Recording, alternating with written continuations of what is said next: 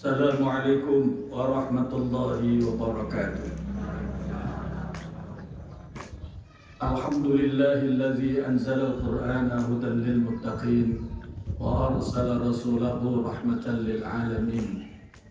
Salatu wa salaman ala sayyidina wa maulana Muhammadin sallallahu alaihi wasallam wa ala alihi wa ashabihi wa man ittaba'ahu ila yaumiddin. Allahumma rzuqna fahman nabiyyin wa hifdzal mursalin wa ilhamal malaikatil muqarrabin li taysiri umurina wa li qada'i hajatina wa li husuli maqasidina wa ila hadratin nabiyil mustafa rasulillah sallallahu alaihi wasallam. Al-Fatihah. A'udzu billahi minasy syaithanir rajim. Bismillahirrahmanirrahim. Alhamdulillahi rabbil alamin. Ar-Rahmanir Rahim. Maliki yaumiddin. Iyyaka na'budu wa iyyaka nasta'in. Ihdinas siratal mustaqim. Siratal ladzina an'amta 'alaihim ghairil maghdubi 'alaihim waladdallin. Amin. Majelis Isra Mi'raj, majelis kajian Baitul Mu'min, majelis ilmu yang saya hormati, yang Allah muliakan, utamanya Ketua DKM beserta seluruh jajaran, Ketua Yayasan beserta seluruh jajaran, Ketua RW beserta seluruh jajarannya, jamaah sekalian, Bapak Ibu sekalian yang saya hormati, yang Allah muliakan. Saya sungguh bersyukur merasakan ada suasana ngaji baru di Baitul Mu'min hari ini, karena biasanya ngajinya saat subuh, ini ngajinya saat duha ya. Ini suasana yang luar biasa. Saya mau konfirmasi sama Pak Ketua RW. Pak Ketua RW masih menerima calon penduduk baru nggak di lingkungan sini, Pak? Iya. Iya. Kenapa saya bertanya begitu? Kalau masih kira-kira menerima penduduk baru, saya pengen daftar jadi penduduk sekitar Baitul Mu'min. Kenapa? Sungguh ini dari lubuk hati yang paling dalam. Jamaah Baitul Mu'min dan lingkungan masjid ini layak betul-betul bersyukur kepada Allah Subhanahu wa Ta'ala. Pertama tadi,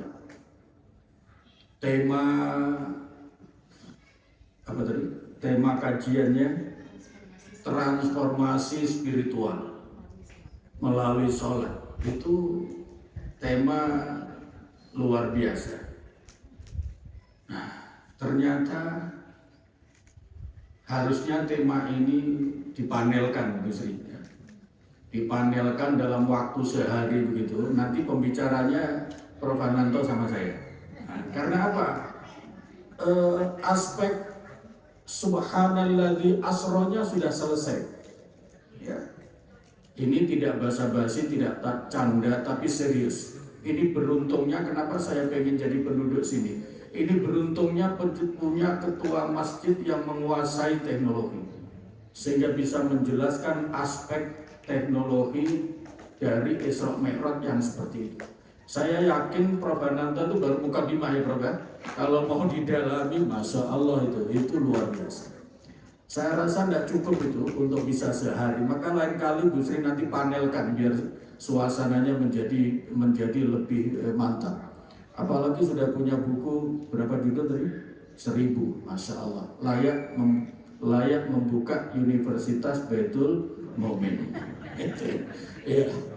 Yang kedua, kenapa saya bertanya kalau masih menerima penduduk baru pengen jadi penduduk sini?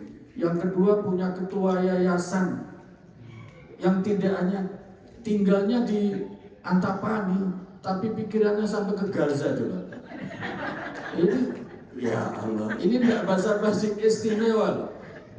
Itu artinya wawasannya sudah sangat internasional. maka tidak mempan untuk diprovokasi sampai ribut soal pendapat-pendapat agama. Memang wa ma arsalnaka illa rahmatan lil alamin. Itu Al-Anbiya 107. Wa ma arsalnaka illa rahmatan lil alamin. Muhammad, saya tidak mengutusmu kecuali untuk menjadi rahmat bagi seluruh alam. Oleh karena itu menjadi seorang muslim memang wawasannya harus seluas dunia walaupun tinggalnya di Antapani. Itu artinya apa? Jadi umat Muhammad wawasannya harus luas. Kalau wawasannya luas, itu gampang untuk menemukan kebenaran. Sana benar, sini benar, situ benar. Begitu ya. Kalau muridnya masih kelas 4 SD, maka matematikanya ya 2 plus 2 sama dengan 2 plus 2 sama dengan 4. Tapi kalau sudah kelas 5, kelas 6, kelas 1 SMP, matematikanya sudah 4 sama dengan 2 plus 2. Benar? Benar. 3 plus 1 benar? Benar. 5 min 1 benar? Benar. Jadi kebenaran itu bukan satu. Kebenaran itu banyak. Hanya yang maha benar, yaitu Allah, itulah yang hanya satu. Jadi kalau sampai ada doktrin bahwa kebenaran itu hanya satu, ini salah kutip pasti. Yang satu itu yang maha benar, yaitu Allah, sesuai dengan ayat Al-haqqu min rabbika fala takunanna minal mumtarin. Tapi kalau yang namanya kebenaran itu banyak. Buktinya tadi 4 itu sama dengan 2 plus 2 ya benar. 5 min 1 ya benar.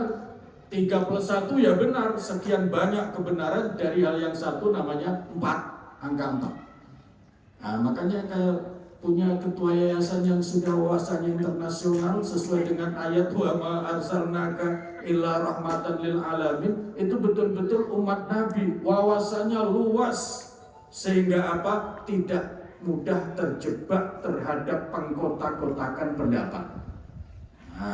Begitu. Betul, mau tahiyat mau begini-begini gitu. Saya malah pernah melihat, mungkin saya pernah cerita ya, ada orang yang kebetulan badannya gendut seperti saya ya. Asyhadu an la ilaha illallah. Kan semula tangannya kiri ada di sini. Kemudian punggungnya gatel. Bingung. Ini sedang begini nih.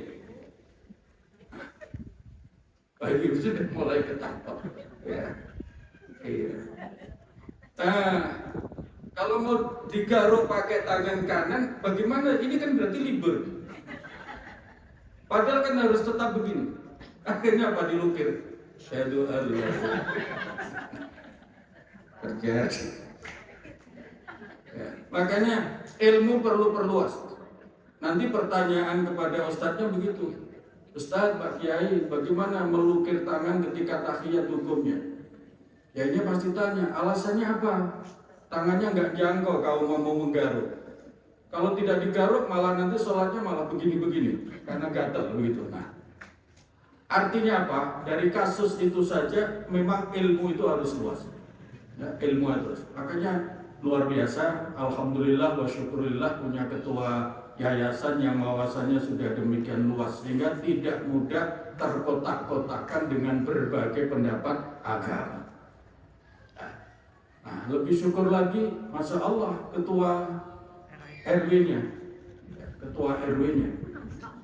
itu saya jadi bingung akan memberikan ini ketua RW atau koordinator UMKM, itu ya, Masya Allah.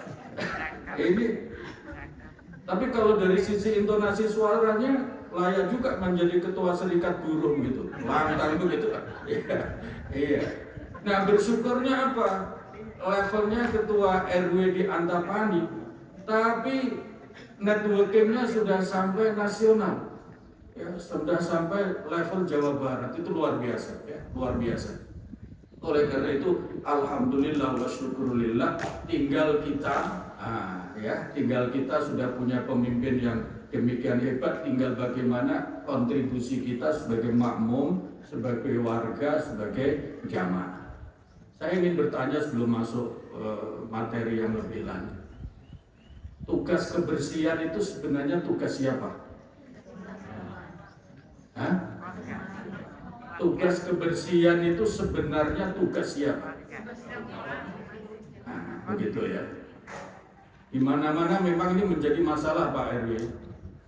Jadi kalau dalam Al-Quran, coba dibuka surat Al-Mudaththir itu. Ya ayyuhal muddaththir qum fa'andir wa rabbaka fakabbir wa thiyabaka fattahhir. Nabi itu diperintahkan oleh Allah, wahai orang yang sedang berselimut, artinya masih tenang-tenang karena situasi. Qum fa'andir, saatnya sekarang bangkit untuk menggerakkan masyarakat dalam dakwah Islam. Wa rabbaka fakabbir, agungkan Allah, takbir lebih dulu. Wa siyabaka fatahhir, terhadap pakaianmu bersihkanlah. Dari ayat ini jelas bahwa yang namanya tugas kebersihan itu yang utama adalah tugas setiap muslim. Dari situ kemudian Nabi menyatakan an-nazafatu minal iman. Kebersihan itu bagian dari cerminan iman.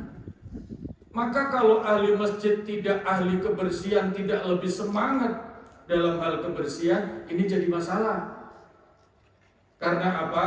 Karena yang punya concern, yang punya kepentingan untuk lebih bersih bukan hanya masjidnya, tapi lingkungannya itu sebenarnya adalah seorang muslim. Karena apa?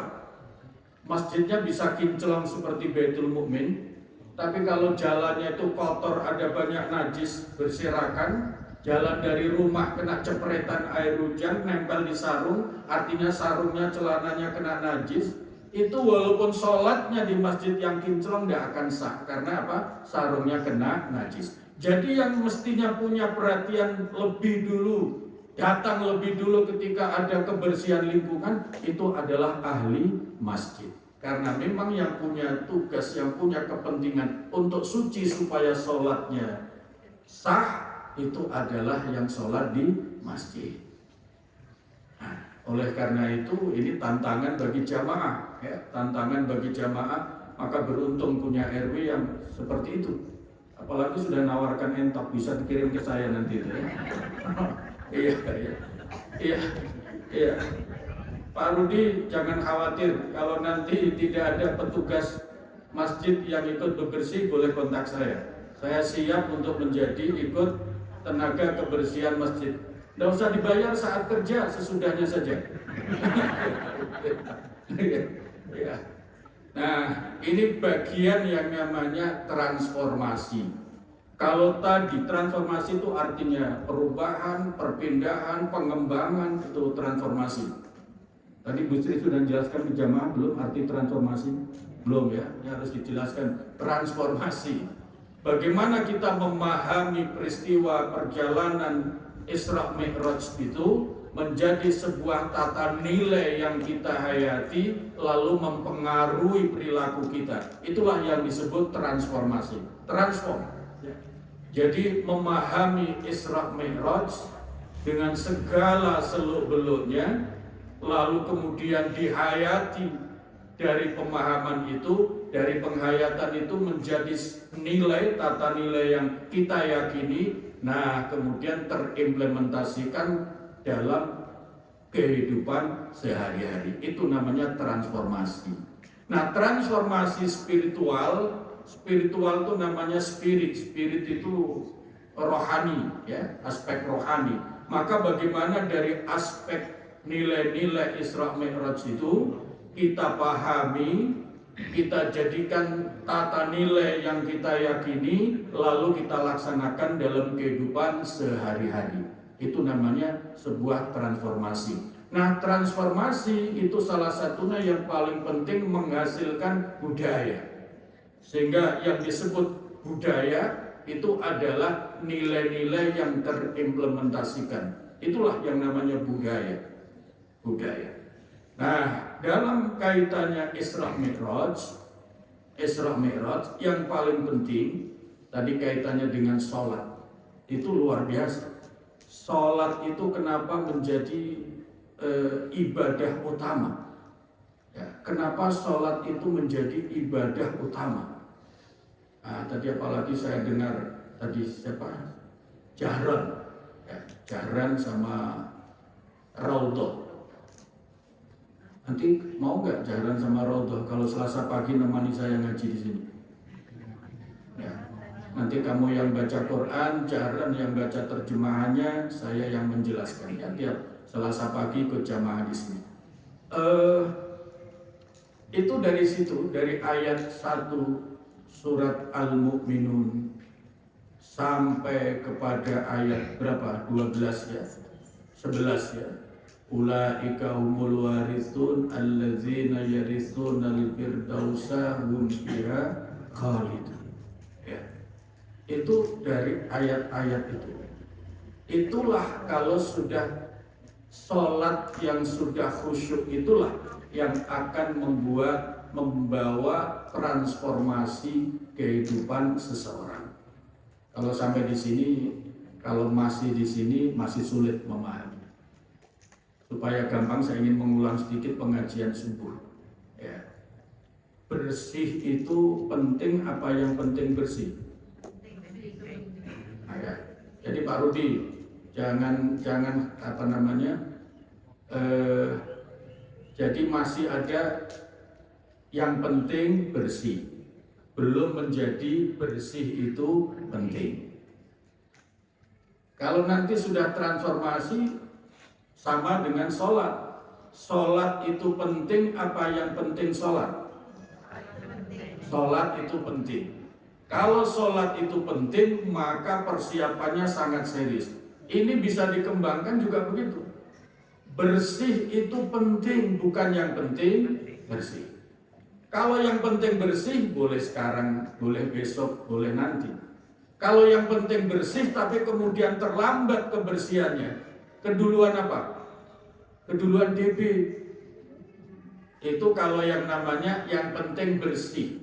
Walaupun terlambat tidak apa-apa, yang penting bersih. Akhirnya apa? Kedahuluan demam berdarah. Karena yang namanya nyamuk itu kan nggak pernah permisi. Nggak pernah permisi, kalau datang semaunya dan seterusnya. Penyakit itu ada di kalender nggak, Bu? Nggak ada. Artinya apa? Kapan saja dia mau datang. Nah, sementara kita paham bahwa yang namanya sakit itu bisa berawal karena ketidakbersihan, kotor. Karena kotor malah melahirkan penyakit. Oleh karena itu kalau tidak punya paradigma, belum tertransformasikan dari yang penting bersih menjadi bersih itu penting, maka orang bebersih rumah bisa terlambat. Nggak apa-apa nanti, besok. Bahkan ada kebiasaan yang penting tidak kelihatan, sehingga sampah masuk mana, Bu? Nah ya, ternyata sama masuk ke kolong, katanya bersih, tahu masuk. Nah, yang begini Bu Sri, ya, sholat itu salah satunya adalah membina muraqabah. Ya, kalau pengajian subuh sudah paham, sholat itu ada 5 level. 1 untuk menggugurkan kewajiban, yang kedua untuk zikrullah, yang ketiga sholat itu untuk mendapatkan pertolongan Allah, yang keempat sholat itu untuk membina muraqabah, supaya gampang membina kesadaran rohani. Karena apa? Orang yang sholatnya khusyuk itu dia berlatih, ya, berlatih memamerkan sholatnya kepada Allah. Karena dia sadar sholat itu menghadap Allah, maka dia sadar dilihat oleh Allah.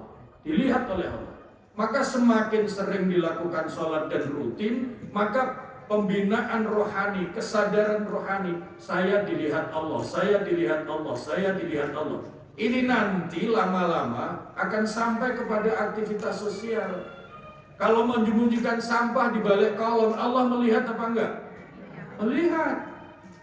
Nah, jadi ini dari paradigma sholat membina muraqabah, kesadaran rohani dilihat Allah, ini nanti akan membawa pengaruh interaksi sosial yang luar biasa. Kalau ada seorang muslim berani nyolong secara diam-diam, jelas ini sholatnya belum sampai level 4 yang namanya membina muraqabah. Bagaimana mau level 4? 1, 2, 3 saja barangkali ini masih bermasalah. Oleh karena itu sholat ini dijamin oleh Allah ya.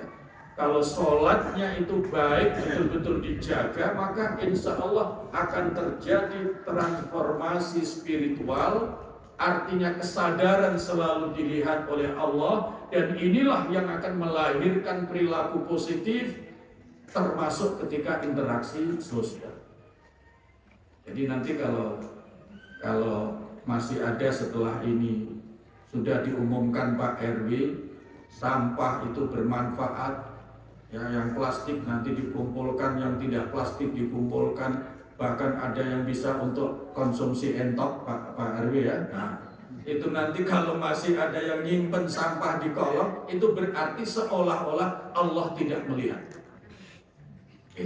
Allah tidak melihat. Padahal Nabi menyatakan an-nazafatu minal iman. Kebersihan itu, nah, ada yang menyatakan sebagian, tapi lebih tepatnya kebersihan itu cermin dari iman. Kaitannya transformasi spiritual apa? Kalau orang sadar betul merasa dilihat Allah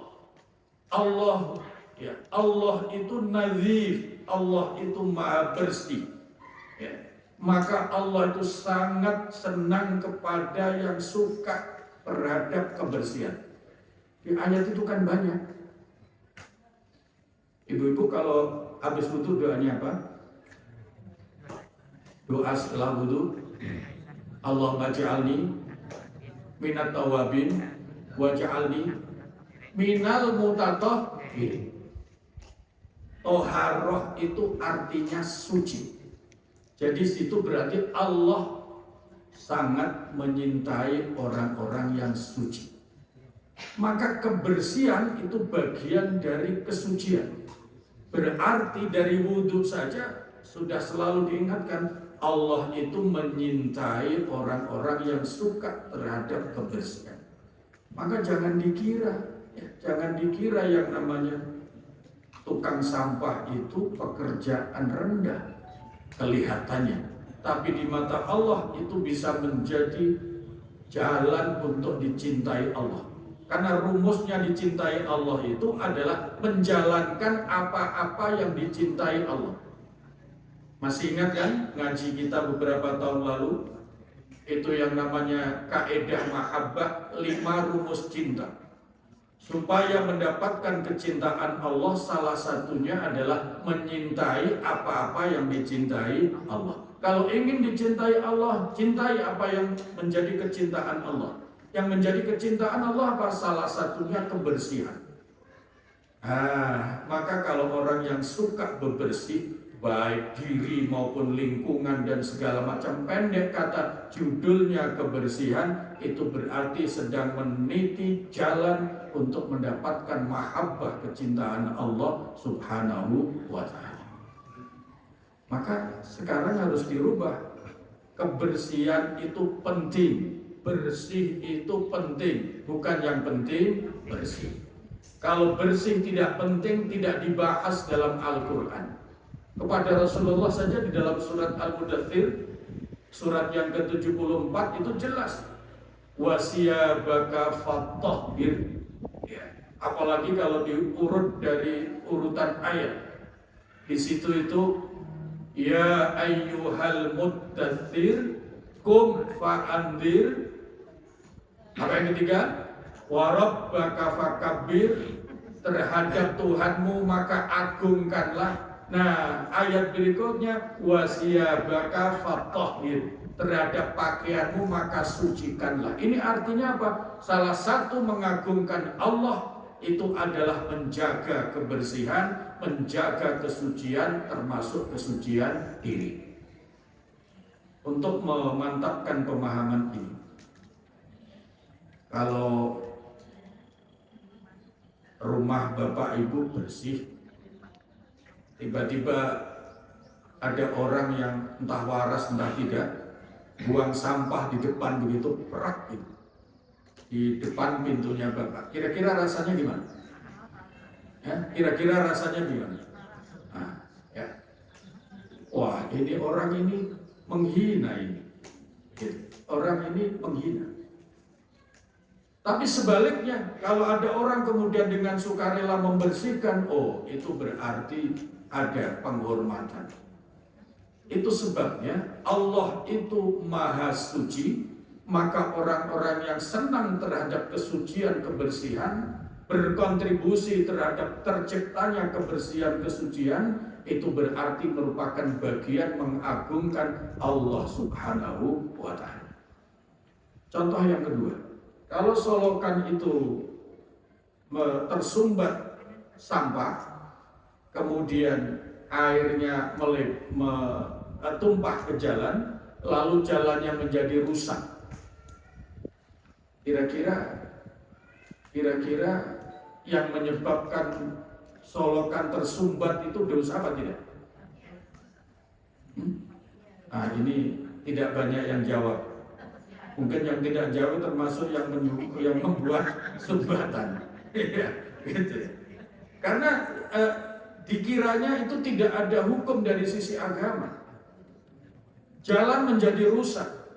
Rusak karena tergenang air. Air menggenang ke jalan karena solokannya mampet. Mampet karena penuh sampah. Berarti lingkungan menjadi rusak. Pesan Al-Quran apa? Wala tufsidu fil ardi ba'da islahiha. Jangan sampai lingkungan menjadi rusak karena perbuatan kalian. Itu akhlak Al-Quran. Maka melakukan sesuatu, segala sesuatu yang menimbulkan kerusakan, itu dalam hukum Al-Quran itu dosa. Karena itu dilarang oleh Al-Quran. Wala tufsidu fil ardi ba'da islahiha. Bumi ini saya ciptakan sedemikian baik, jangan kalian rusak. Itu pesan Allah Subhanahu wa Ta'ala. Apalagi kalau di ayat 195 surat Al-Baqarah itu, wala tulqu biaidikum ila tahlukah. Jangan sampai perbuatan tanganmu itu menimbulkan kerusakan. Membuang sampah jadi kotor, kotor jadi penyakit. Ini termasuk tangan yang menimbulkan kerusakan. Dilarang itu oleh Al-Quran. Nah, oleh karena itu Pak RW jangan khawatir. Tugas Bapak itu tugas mulia. Cuman yang penting sabar. Nah, begitu ya. Sabar. Apalagi suara Bapak lantang, nanti dikiranya marah, padahal tidak. Ya. Itu saking semangatnya itu Pak Haji Rudi. Jadi apa-apa akhlak Al-Quran dari sholat itu akan melahirkan transformasi rohani. Transformasi rohani menjadi prasyarat untuk terjadi transformasi yang lain. Satu saja contohnya aspek kebersihan. Allah itu menjadikan syarat sahnya sholat itu adalah suci. Suci tidak hanya pakaian, ya, tidak hanya tempat sholat, tapi termasuk lingkungan. Karena apa? Kalau jalan ada najis, sarung kena najis, maka sholatnya di masjid yang kinclong pun menjadi tidak sah.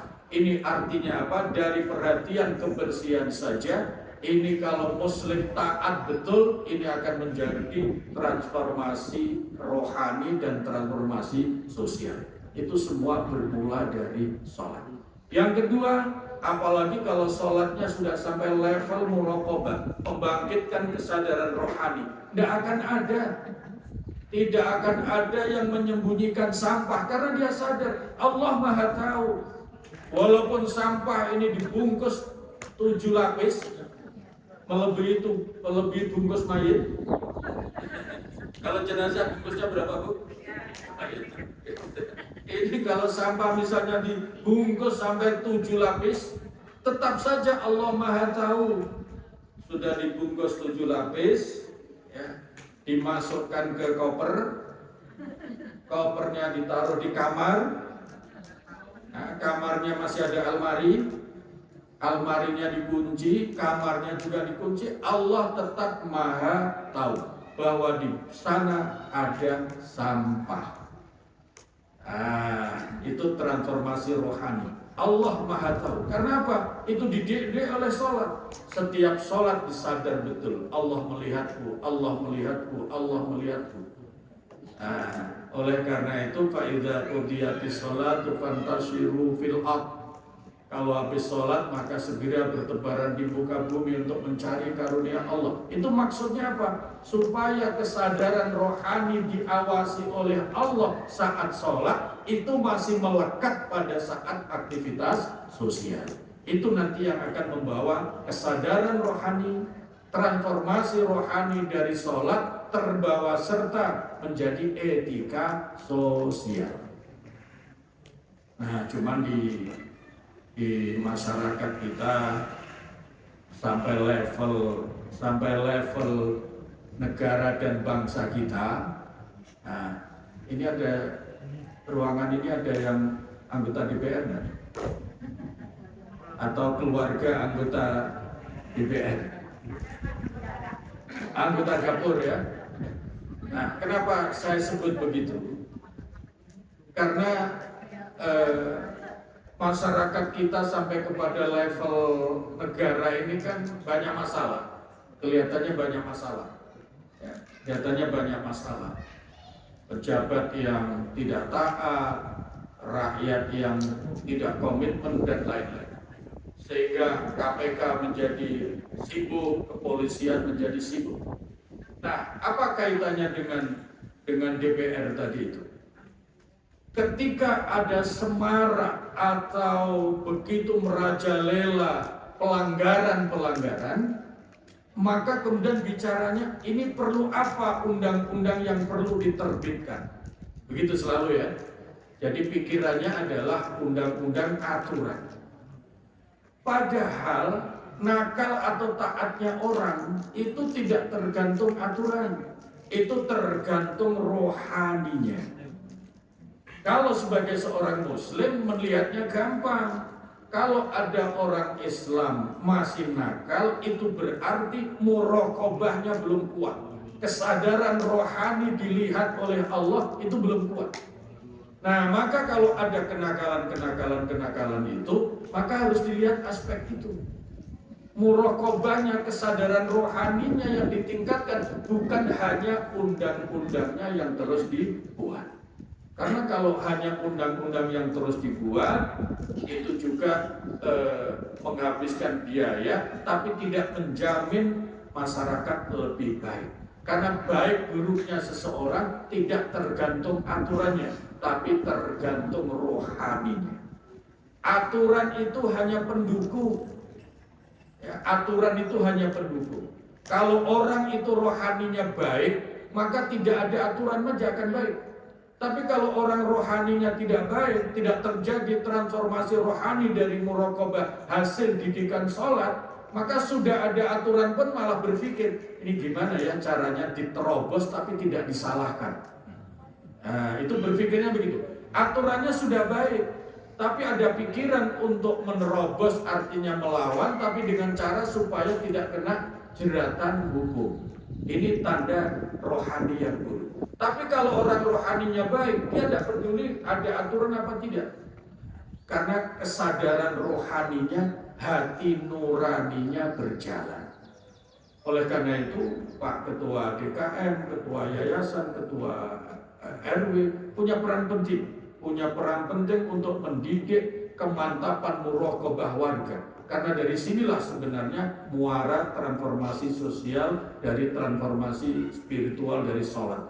Kalau sholatnya mantap, karena setiap sholat selalu sadar diawasi oleh Allah, dan itu terus dibimbing, terus dihangatkan, terus diingatkan. Saya dilihat Allah, saya dilihat Allah, saya dilihat Allah.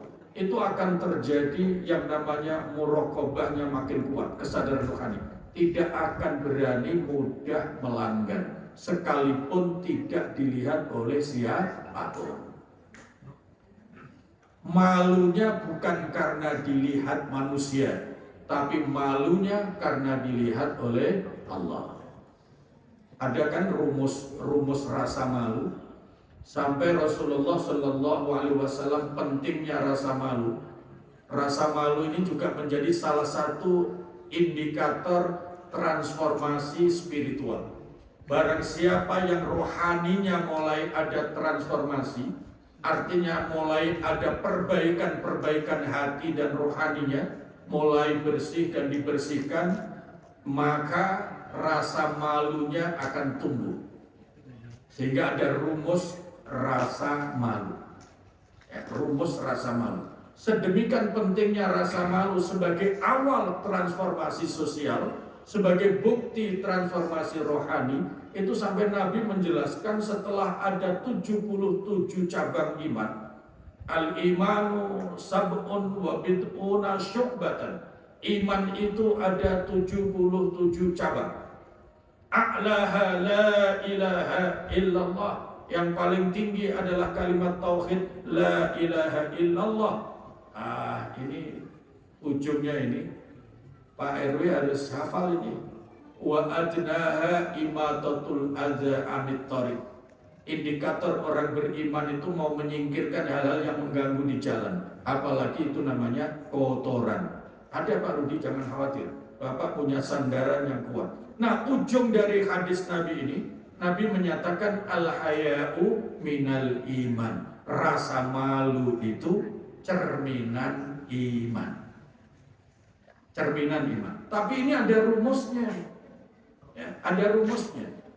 Rumus rasa malu itu, ya, malu itu bukan karena dilihat manusia, tapi malu sebagai cerminan iman adalah malu karena sadar selalu dilihat oleh Allah.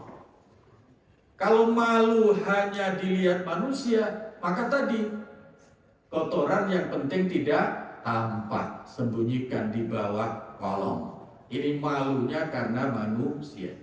Tapi kalau malunya karena Allah, tidak begitu.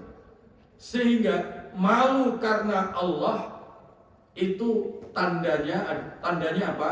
Orang itu berani melakukan kebaikan walaupun dicela oleh semua manusia. Saya ulangi, malu karena Allah itu wujudnya adalah dia berani melakukan kebaikan walaupun dicela oleh semua manusia. Tapi kalau malu karena manusia, maka dia berani berbuat jahat karena ada yang mendukung. Kenapa berani begitu? Ini setuju kok. Padahal itu sebuah kesalahan. Tapi kalau malu karena Allah tidak begitu. Dia tidak berani melakukan keburukan walaupun dipuji oleh semua orang. Saya ulangi, malu karena Allah itu adalah dia berani melakukan kebaikan walaupun dicela oleh semua manusia, dan tidak berani melakukan keburukan walaupun dipuji oleh semua manusia. Itu malu cerminan dari iman. Maka salah satu bukti, nanti Bu Sri boleh dilakukan survei, ya, warganya sudah transformasi spiritual dari sholat menjadi transformasi sosial apa belum, tandanya itu. Masih suka menyembunyikan sampah di kolong apa tidak? Nah gitu ya. Nanti Pak Rudi bisa melihat bak sampahnya sudah efektif digunakan apa belum. Nah itu cara melihat. Itu transformasi. Supaya sholat itu menjadi awal dari transformasi spiritual, maka sholatnya harus sampai level 4, yaitu sholat yang dalam sholat itu dia sadar sedang dilihat Allah. Itu rumus pertama. Ya, rumus kedua, tandanya sholatnya itu sudah menjadi transformasi sosial itu apabila dalam aktivitas sosial itu selalu merasa dilihat oleh Allah, sehingga lebih menonjol kebaikan-kebaikannya, kemudian lebih meminimalisir aspek-aspek hal-hal yang merupakan hal-hal penyimpangan-penyimpangan agama.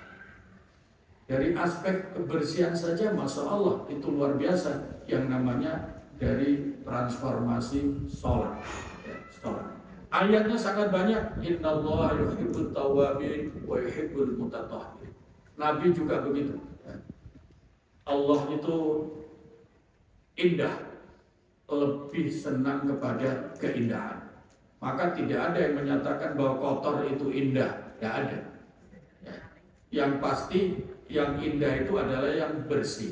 Maka kalau ingin dicintai Nabi, maka cintalah kepada kebersihan. Karena Rasulullah Shallallahu Alaihi Wasallam itu sangat senang kepada kebersihan.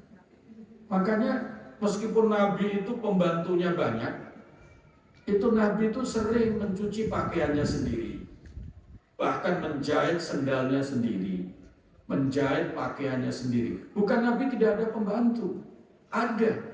Semua sahabat mau membantu, tapi Nabi ingin memberikan contoh sebagai seorang pemimpin. Melakukan hal-hal itu bukan karena apa-apa, itu nilai ibadahnya. Ya, nilai ibadahnya termasuk kebersihan, membuang sampah, itu nilai ibadahnya, bukan aktivitasnya itu saja. Kira-kira setelah ini masih ada yang ingin menyembunyikan sampah di kolong apa enggak? Mudah-mudahan tidak ada. Ya, ini baru yang namanya transformasi dari aspek spiritual sholat menjadi transformasi sosial dan melahirkan sebuah budaya. Baik, dari kalau aspek perjalanannya sudah, aspek transformasinya sudah. Transformasi itu terjadi karena kualitas sholat. Nah, oleh karena itu tahap awal, kualitas sholatnya memang harus betul-betul dijaga. Kualitas sholat. Maka ungkapannya yang penting bukan yang penting sholat, tapi sholat itu penting. Bersih itu penting, bukan yang penting bersih. Kalau yang penting bersih, maka bisa menunda-nunda, bisa besok, bisa lusa. Padahal yang namanya penyakit akibat dari kotor itu tidak ada dalam kalender. Tidak ada yang namanya permisi minta izin. Maka barang siapa yang terlambat menangani kebersihan sangat boleh jadi kedahuluan akibat kotoran, yaitu yang namanya sakit. Nah, maka dari sini aspek transformasi kesadaran rohani tentang kebersihan sudah bisa terjadi perubahan dan peningkatan. Majelis ilmu Baitul Mukmin yang saya hormati, yang Allah muliakan, ada yang bertanya? Ada yang bertanya? Kalau tidak, ada yang bertanya? Ya, silakan.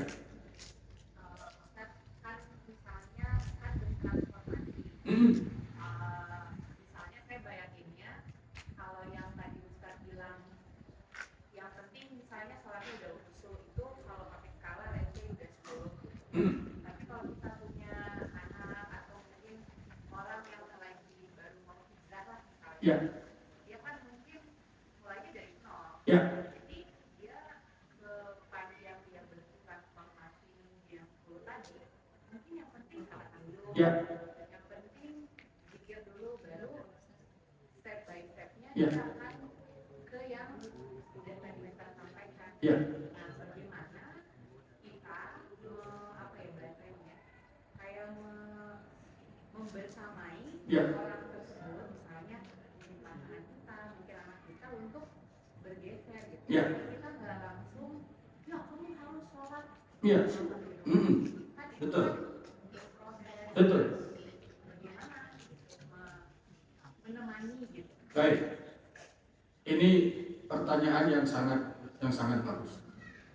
Bagaimana meningkatkan Bagaimana meningkatkan mulai dari nol, katakanlah sholat level 1, yang penting sholat dulu. Nah, gitu ya. Boleh. Tapi jangan terus ada di situ. Supaya nanti berubah sholat itu penting. Bukan yang penting sholat. Maka menjawab pertanyaan pertama, bagaimana caranya? Sejak awal diberikan wawasan, walaupun belum dijalankan. Ibarat orang akan menuju sebuah tempat. Ibu kalau mau berangkat ke mana misalnya? Kemana yang sering ibu tuju? Kalau bepergian? Ya, mau ke mall, mau kemana? Kira-kira sebelum berangkat atau bersamaan berangkat itu sudah tahu belum yang dituju? Nah, sudah ada. Nah, bagi orang sholat begitu. Jadi kalau anak kita, istri kita, saudara kita mulai sholat, kita bersamai, kita tunjukkan tujuannya. Tujuannya apa? Tujuannya inna sholata tanha anil fahsya wal munkar. Surat Al-Ankabut ayat 45. Itu puncaknya tujuan sholat. Ya. Kalau bahasanya Bu dosen, Bu Sri tadi ya, itu puncaknya transformasi dari transformasi spiritual sholat, itu sholat tanha anil fahsya wal munkar, level 5. Ya. Sholat level 5. Nah, supaya karena sudah sampai tahu tujuannya, maka etapa perjalanannya diketahui. Saat ini boleh, yang penting sholat. Tapi sholatnya yang begini loh. Nah, begitu. Sholatnya yang begini, sholatnya yang begini. Nah, dengan bersamaan dengan tata cara sholat tadi, nah, nanti pada berikutnya sudah tahu. Diberikan ilmunya. Nah, sholat itu, ya, sholat itu tidak sekedar kewajiban, tapi sholat itu menjadi media untuk mengingat Allah. Ini level 2. Nah, ini level 2. Innani anallahu la ilaha illa ana fa'budni wa aqimis sholata lidzikri. Nah, sholat itu intinya ingat kepada Allah. Maka kalau kamu sholat, maka usahakan saat sholat itu kamu selalu ingat Allah. Kalau anaknya bertanya, bagaimana caranya saya ingat Allah? Nah, kalau bisa Allahu Akbar, itu artinya Allah Maha Besar. Ingat tentang kebesaran-kebesaran Allah. Iyyaka na'budu wa iyyaka nasta'in, itu artinya minta pertolongan kepada Allah. Nah, itu nanti sedikit demi sedikit berarti sudah level 2. Nah, level 3 ini terus saja dibimbing ya. Sampai kepada level 3. Bagaimana level 3? Level 3 itu sholat itu tidak sekedar kita menjalankan kewajiban, tapi Allah berjanji orang yang sholat itu akan mendapatkan pertolongan. Nah, begitu. Akan mendapatkan pertolongan. Ini ayatnya 153 surat Al-Baqarah. Ya ayyuhalladzina amanu sta'inu bis-sabri was-shalah innallaha ma'as-sabirin. Nah, tapi syaratnya kamu sholatnya sabar. Jangan buru-buru. Nah, ini terus saja. Sampai nanti kalau seperti itu, nah, makin bertanya, tapi kan anak kita itu tidak selalu bersama kita. Dia pergaulannya luas. Nah, boleh tidak selalu bersama kita, tapi jangan sampai selalu tidak bersama. Paham ya? Boleh anak-anak itu tidak selalu bersama kita, tapi jangan biarkan selalu tidak bersama. Paling tidak sekali waktu sholat bareng itu harus. Nah, begitu. Sekali waktu. Ya. Silahkan dipilih. Dari sholat 5 waktu itu mau bersama kapan? Kalau tidak bisa tiap hari, ya, mungkin 2 hari sekali, 3 hari sekali, seminggu sekali sholat bareng. Nah, itu momentum itu gunakan. Ibu sudah hafalkan sholat doa untuk ahli sholat? Rabbi ja'alni muqimas sholati wa min dzurriyyati rabbana wa taqabbal doa. Itu surat Ibrahim ayat 40. Itu doa untuk menjadi ahli sholat. Nah, ini ketika bersama anak-anak, doa itu bisa dibacakan ya, sehingga anak-anaknya menjadi ahli sholat. Dibersamai ya. Tidak saja diberikan ilmunya, tidak saja diberikan instruksinya, tapi juga diberikan contoh. Sampai nanti insya Allah sampai kepada level 4, yaitu membina kesadaran rohani. Hakikatnya begitu. Dan seterusnya. Itu kira-kira step by step. Nah ini kalau ini dijalankan luar biasa.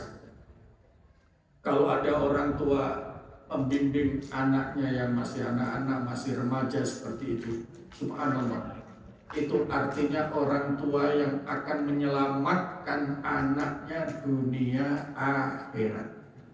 Ya, saya ingin ulangi, kalau ada orang tua sudah berhasil mendidik anaknya bisa sholat dengan baik, itu artinya orang tua sudah mempersiapkan menjamin anaknya selamat dunia akhirat. Karena apa?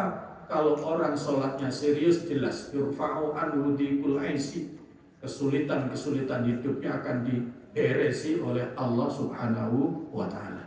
Anak yang tumbuh dalam ibadah, remaja yang tumbuh dalam ibadah, itu salah satu 7 kelompok, salah satu dari 7 kelompok yang dijamin mendapatkan payung mahsyar. Saya ulang, anak yang tumbuh dalam ibadah, tumbuh dalam kesolehan utamanya sholat, itu dijamin oleh Allah akan mendapatkan payung mahsyar. Syabun nasya'a fil ibadah. Maka kalau ada pertanyaan ibu tadi, membersamai anaknya sampai betul-betul dia sholatnya baik, itu berarti dia sudah menyelamatkan anaknya problem dunia sampai problem akhir. Itu kuncinya ada di sholat. Maka yang bikin tema ini luar biasa, sholat sebagai transformasi. Itu memang agama begitu. Itu sebabnya rahasianya mengapa, karena sholat itu demikian penting sampai wahyunya pun tidak cukup melalui instruksi ayat, tapi Rasulullah SAW dipanggil langsung oleh Allah melalui peristiwa Isra Mi'raj Rasulullah SAW. Jelas ya? Mudah-mudahan bisa dilaksanakan. Kalau ada kesulitan boleh tanya ke saya. Ada lagi yang ingin bertanya? Saya kira kalau tidak ada itu dulu ngajinya, nanti takut kalau kebanyakan tumpah. Ya, kalau kebanyakan nanti ilmunya tumpah. Jadi salat memang disiapkan oleh Allah menjadi awal dari sebuah transformasi diri seorang muslim. Dari aspek persyaratan-persyaratannya dan segala macam. Yang kedua, supaya sholat itu bisa menjadi transformasi spiritual yang kemudian bermanfaat sampai kepada transformasi sosial, maka sholatnya minimal harus sampai level 4, yaitu sholat yang senantiasa sadar diawasi oleh Allah Subhanahu wa ta'ala. Kalau orang sholatnya selalu begitu, maka ini nanti aspek atau nilai spiritual yang namanya muraqabah, selalu merasa diawasi oleh Allah, itu akan terbawa serta ke dalam aktivitas sosial. Dan dengan begitu orang mudah semangat melakukan kebaikan karena selalu merasa dilihat oleh Allah. Betapa berharganya amaliyah aktivitas ini. Yang berikutnya, diawasi oleh Allah, maka tidak boleh melakukan hal-hal yang dilarang, tidak disukai oleh Allah Subhanahu wa ta'ala. Itu kira-kira yang bisa saya sampaikan. Mudah-mudahan bermanfaat. Kita akhiri dengan doa. Bismillahirrahmanirrahim. Allahumma barik lana fi hayatina. Wahai Allah, berkailah hidup kami. Wa barik lana fi umrina, berkailah umur kami. Wa barik lana fi ilmina, berkailah ilmu kami. Wa barik lana fi a'malina, berkailah amal karya kami.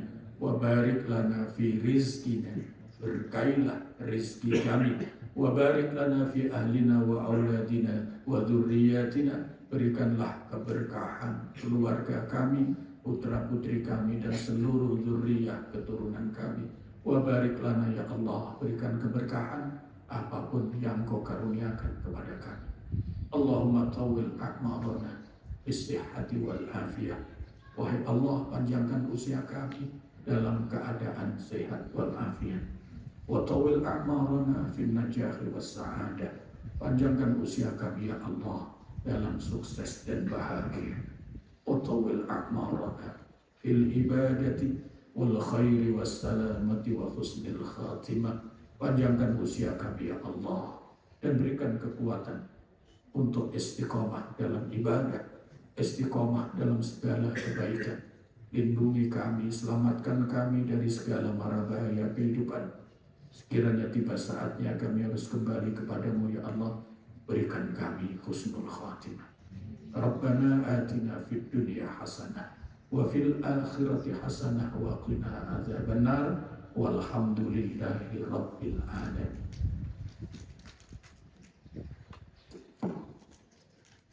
Masuk bulan Sya'ban. Keistimewaan bulan Sya'ban nanti kita bersambung di Selasa subuh. Salah satunya peristiwa di bulan Sya'ban itu adalah tahwilul kiblat, perpindahan kiblat. Ya, perpindahan kiblat. Bulan Sya'ban juga terjadi, saya rada tidak banyak bisa menyampaikan kalau dari aspek ini. Bulan Sya'ban itu salah satu momentum yang diambil oleh Allah untuk menetapkan siapa yang akan dipanggil setahun ke depan. Itu ditetapkan di bulan Sya'ban. Sampai-sampai Nabi itu banyak berpuasa di bulan Sya'ban. Sahabat-sahabat bertanya, ya Rasulullah, kenapa engkau banyak berpuasa di bulan Sya'ban? Iya, karena bulan Sya'ban ini bulan Allah menetapkan umatnya, hambanya yang akan dipanggil dalam setahun ke depan. Ya, ada yang daftar enggak ya ini? Ya, kemudian Rasulullah menyatakan begini, apa hubungannya puasa? Iya, kalau Allah menetapkan saya masuk daftar yang akan dipanggil setahun ke depan ini, ditetapkannya saya dalam keadaan puasa. Makanya Nabi itu pernah 1 bulan penuh Sya'ban itu juga puasa. Itu maka salah satu amaliyah yang bisa dilakukan di bulan Sya'ban itu adalah puasa. Ini kan sesuatu yang sangat sangat menggores, menyentuh perasaan. Masuk daftarnya bukan daftar yang dapat BLT. Yang dapat BLT sangat ditunggu. Ini masuk daftarnya masuk daftar yang akan Allah panggil. Tapi mau tidak mau kalau sudah saatnya. Ya, makanya itu nanti kita bedah melalui kajian Selasa subuh insya Allah. Demikian yang bisa saya sampaikan. Terima kasih atas kesempatan yang diberikan untuk ngaji hari ini. Mudah-mudahan yang saya sampaikan bermanfaat, membawa peningkatan ibadah kita dan keberkahan hidup kita. Jika ada khilaf dan alfa dari lubuk hati yang paling dalam, saya mohon maaf yang sebesar-besarnya. Wassalamualaikum warahmatullahi wabarakatuh.